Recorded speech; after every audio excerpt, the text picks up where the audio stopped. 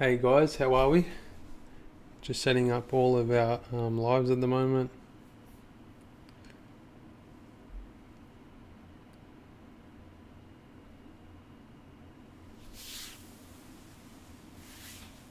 I think we are. Hey Miss Scarlett, how are you? Just wanted to see, hey Lockie, how you going mate? If anyone's online, can you give us a little thumbs up or a comment so I can see who's online? Our About Time for Justice Facebook page and our ATFJ Facebook page. So we're going to try and get really consistent on this over the next little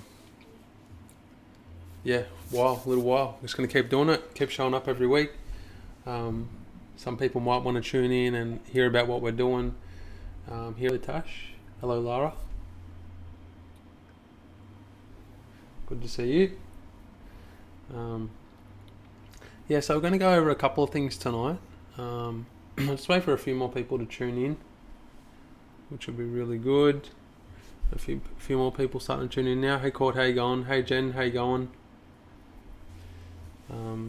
It's been really, really good. How is Kingscliff going, Court? Hope things are going good down there.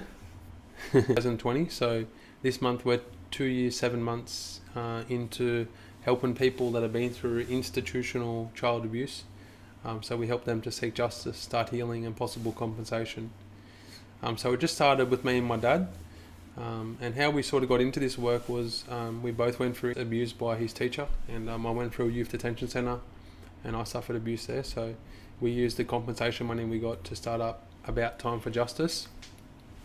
So yeah, we've been running for a little while now. We've got to help many people all over Australia.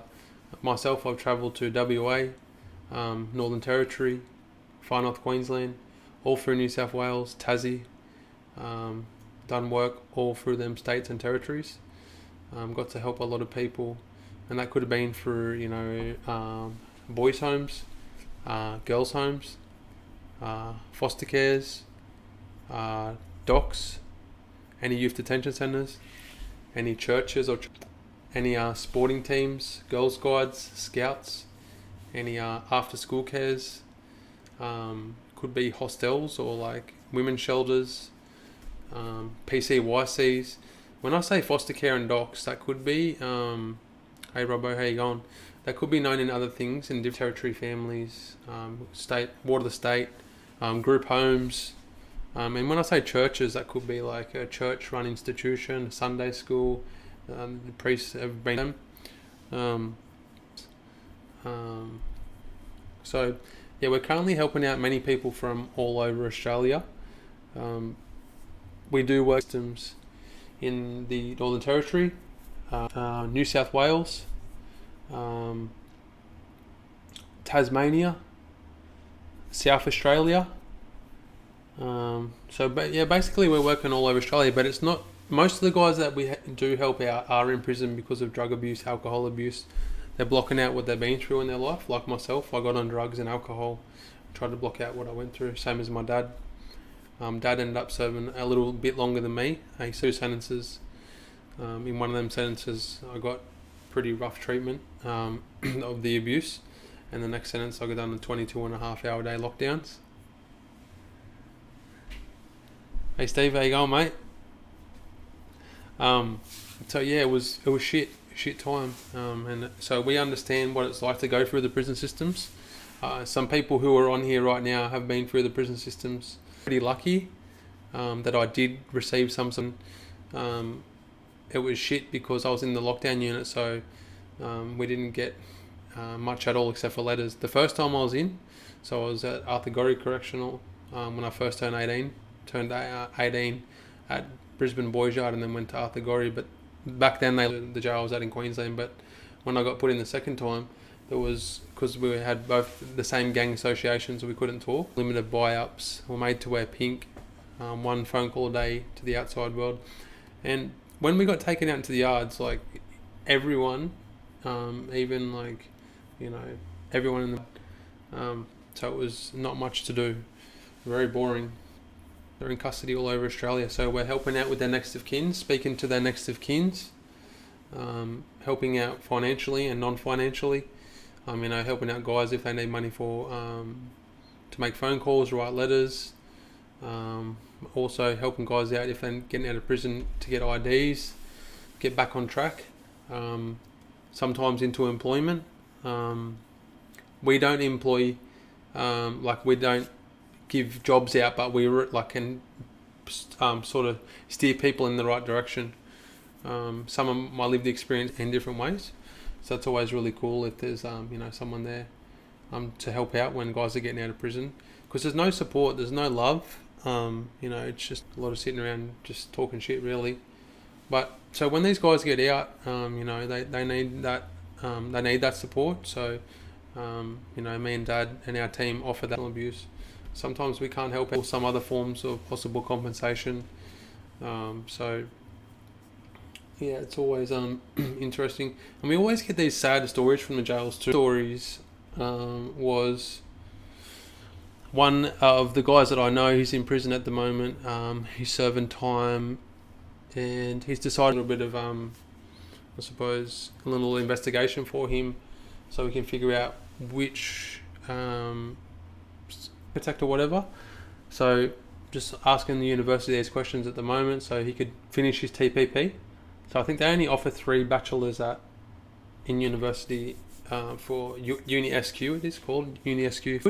So he wants to do that positive thing, get the TPP under his belt. He's been reading, training. He just wants to get out, and he's got 4 years to go. He just wants to get out with a bit of guidance and direction. And I speak to him most days, which is really good. Down south. So he's just finished a long sentence in the blocks in Maxo. So he's just got out to a farm and he's loving life. Dad actually buy up the pre-packaged meals that are shit anyway for years, and get a pretty mad buy up, have a good cook up, which is always when you hear people dying in custody. It's always very sad, always very, very sad stories. System. I don't know the exact circumstances, but I think he may have had some mental health issues. He wasn't getting the right medications, and I think some violence happened. I don't know exactly what had happened, but unfortunately, he passed away, and his mother was grieving, very badly. His family's grieving very badly. A loved one passed away, unfortunately. Well, you can't be there to help them, support them, do anything for them. It'd be very, very hard. But yeah, onto some more positive stuff. So today, I got a chance to go out to an organisation called YDF, Youth Development, more north side of Brisbane.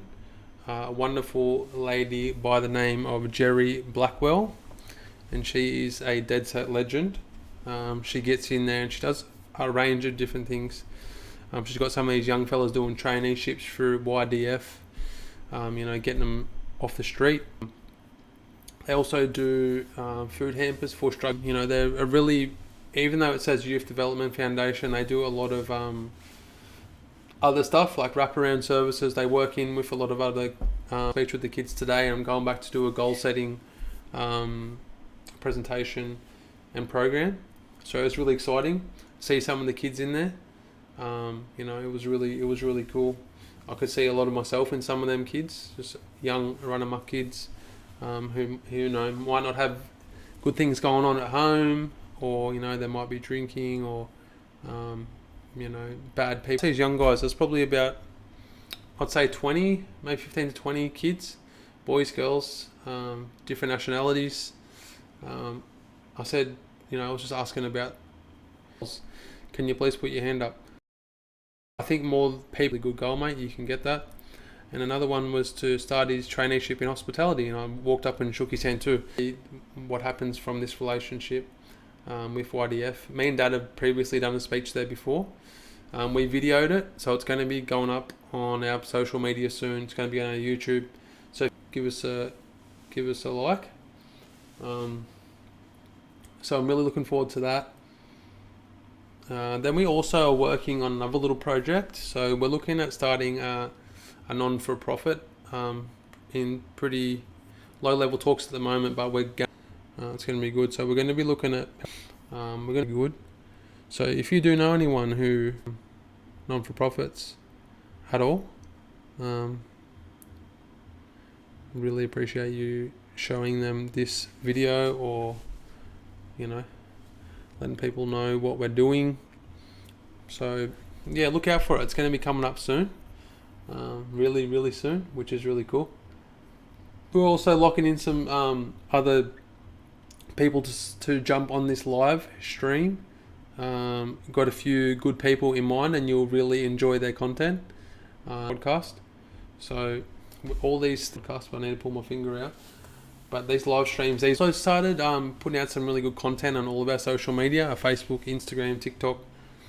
So we still need to get to 1,000 followers for TikTok, so we can go live on that one. But actually, it's going to be a lot of content coming out. We're going to be talking about a lot of good stuff. We're going to have some great guests.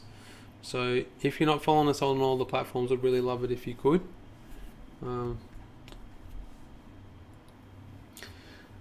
So some other interesting things that's been happening about Time for Justice is our organisation. It's just got a new manager. See our last manager leave, having a little one, so it's very exciting for her. I'm very happy for her. But yeah, so we've got a new manager starting at About Time for Justice, which is really cool. New office manager. And I think in the next couple of years, About Time for Justice is going to keep getting bigger, and we're going to be able to help more people. And a big way that people do hear about us is through word of mouth, through social media, through Facebook, Instagram, TikTok, Messenger. You can share this directly into a group, or you can just copy the link, like it, comment on it.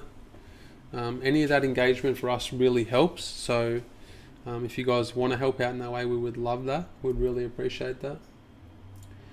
And I also had some other pretty interesting things that I wanted to bring up in regards to our work. Just some common questions, like if maybe someone sort of doesn't know what the next steps are, or they have some silly questions. And just remember, there's no whatever platform you feel comfortable reaching out on.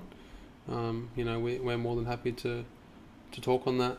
Some may think of. So a lot of guys will. Oh, here's Jerry. Hi, Jerry. If I DF on my story on Instagram, on my personal page and my About Time for Justice page, I think one time to Hayes can help. So yeah, I'm really excited to see what we're going to do. So yeah, make sure you guys give Jerry a follow. I really appreciate that. Yeah, so a lot of guys, when they go into a youth detention centre, a watch house, they might be strip searched. In cases is legal. So if you think about that. There's also sometimes too what they felt like they couldn't speak out. They couldn't speak out. You have the right to speak out about what you have been through. You don't have to bottle that up. You don't have to hide it. You don't have to feel embarrassed or ashamed. Trying to use them tactics because they know that the thing that they've done is wrong. Sometimes an abuser can also, make people feel like it was their fault for doing it. And that's a really sad thing to hear and see. And it was really good. It was such a good night. If people aren't following the Daniel Morcombe Foundation, I highly recommend that you do. They just do amazing guest speakers, and every single person at that event said how good they're going. And nearly every single person who spoke at that event also said that, the stranger danger talks or the safe body talks or things like that. And then they come home and told their mum and dad, and then their mum and dad was like, "Hey, how good are these people?" So it was really really good to see them get to their fundraiser. There was a lot of different people from all around Queensland there, and he's a close friend of mine. He is a survivor of abuse. He's made his story very public. He's shared it on Facebook. Get away. So his story, he was abducted, taken away, and brutally abused. And he sort of told me, but his fault, because unfortunately about a year beforehand, it happened to him, and so he sort of felt like it was his fault.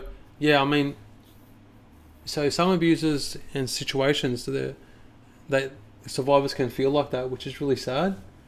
I felt like, they can feel like it was their fault that excuse me. Some people can think that. Sam Cotton. Are you talking about for YDF, mate, or is that for Daniel Morcombe Foundation?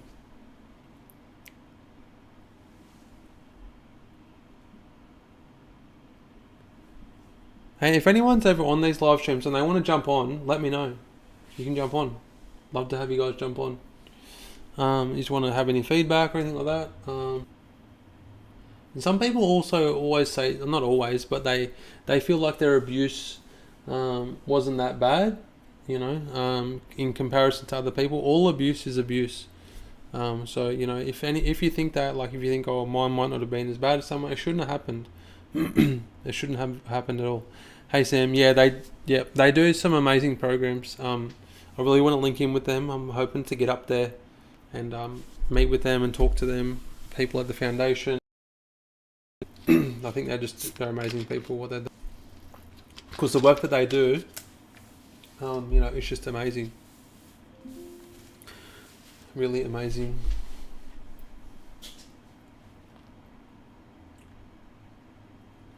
So when you reach out to About Time for Justice, what it looks like is it would be some address, your phone number, abuse, where it happened, if it was reported.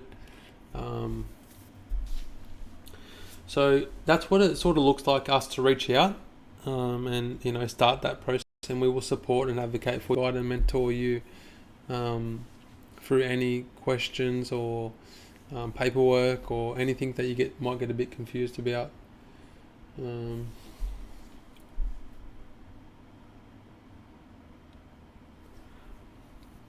So yeah, About Time for Justice is definitely helping many people out all around Australia at the moment. So we have some very sad stories coming through each day.